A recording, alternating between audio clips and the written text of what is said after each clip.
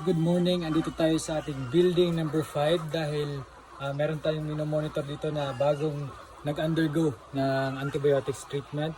So binigyan natin ito sila ng enrofloxacin, Floxane for 5 days and then morning only.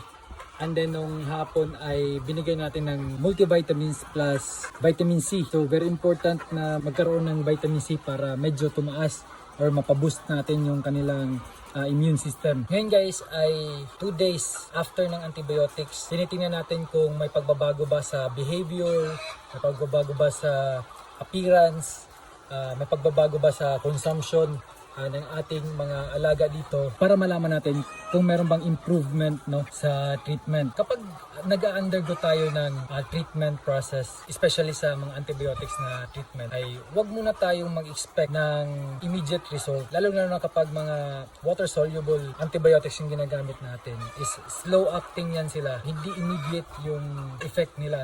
So after ng treatment, dyan pa medyo makaka-recover yung mga manok or dyan pa makikita natin kapag nagre-respond yung treatment. So check muna natin guys yung ating mga alaga individually kung may mga pagbabago.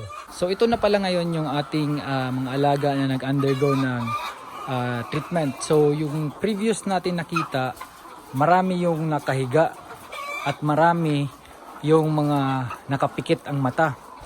Ngayon guys ay kung mapapansin nyo, medyo nagtatayuan na yung iba. Tsaka konti na lang yung mga nakapikit ang mata. Kagaya nito, yan.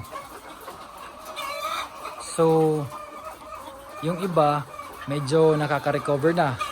Mapapansin nyo, mga malinis na yung balahibo.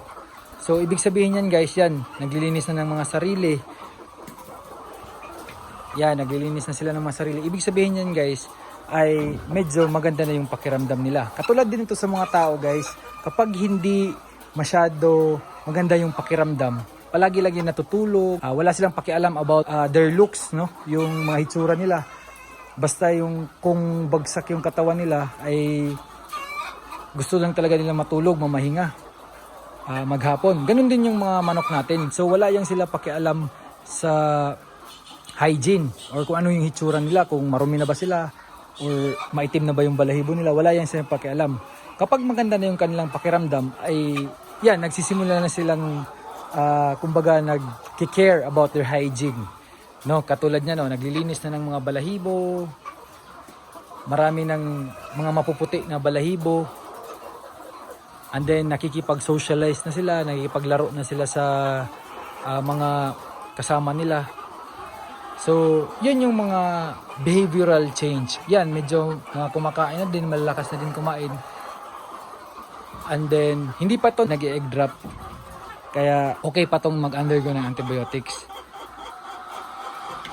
So, aside from behavioral changes, nakita din natin ay namumula na yung mga mukha nila. Namumula na yung palong. Namumula na yung mga pisngi. So yun yung mga signs na nagre-recover na sila.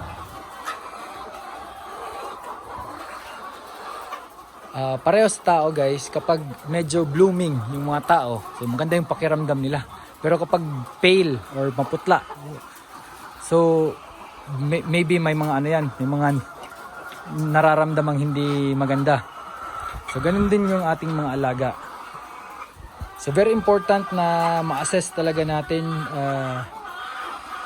ng mabuti para malaman natin kung ano yung need pa nila. So hindi pa natin to mabibigyan ng mga medications, limited lang yung supplementation para makarecover muna yung kanilang katawan, especially yung kanilang liver, na yung liver talaga yung nagpa-process ng antibiotics para ma-distribute sa buong katawan. So pahingahin muna natin yung kanilang liver and then titingnan natin kung ano yung condition nila. So kung tuloy-tuloy yung recover, ay bigyan natin sila after 1 week ng probiotics. So probiotics yung ibibigay natin para maka-recover yung gastrointestinal system nila, kasi isa yun sa nag-erode kapag nag-undergo sila ng antibiotics, yung mga normal flora, yung mga good bacteria na nakadeposit sa mga gastrointestinal system ng mga manok ay nai-erode yan. Especially kapag medyo matapang yung mga antibiotics na binibigay natin. So by giving probiotics ay nag-i-introduce tayo ng good bacteria sa katawan ng ating mga manok. So once na maka-introduce tayo ng good bacteria ay gaganda yung digestion, no? So kapag gumanda yung digestion ay magi-increase yung nutrient absorption ng katawan, na yung mga nakukuha na nutrients sa feeds ay mas lalong ma-absorb ng katawan. So thereby, i-increase din ang ating egg production at saka maging healthy yung katawan ng ating mga manok. So yun lang guys, ito plain water na ito. Wala na yung halong antibiotics or supplements. Of course, naka-layer na sila kasi medyo sobra na ito sa edad. Hindi pa ito nag-egg drop. Maybe because of antibiotics, maybe because of sakit nila. Kaya hindi pa nag-egg drop. Yan, konti na lang talaga guys yung medyo humihiga pa. Last week nakita natin yan, medyo may mga tama pa. Pero yung antibiotics na binigay natin ay gumagana pa yan. So observe muna natin to ng 3 days hanggang 5 days. Last week ay marami talagang nakahiga pa, no? Hindi kumakain, nagagasp ng air. Linalabas talaga yung ulo nila para makahinga. Katulad dito. Yan. Linalabas yung ulo para makahinga. So, last week ay maraming ulo dyan. Ngayon, iilan na lang. So, yun. Kita natin yung physical appearance and behavioral aspects ng ating mga alaga. And then, continue pa rin yung ating pag-monitor dito. So guys, na-assess natin yung mga manok natin na nag-undergo ng antibiotic treatment for 5 days.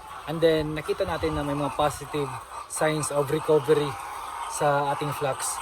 And i-continue lang natin na pag-monitor sa mga susunod na araw. And then, tingnan natin kung ano pa yung magagawa natin sa mga manok na hindi masyadong nagre-respond sa medications. Kasi meron ding pang-ilan-ilan na nakita natin na medyo nakahiga pa, medyo namamaga pa yung ulo.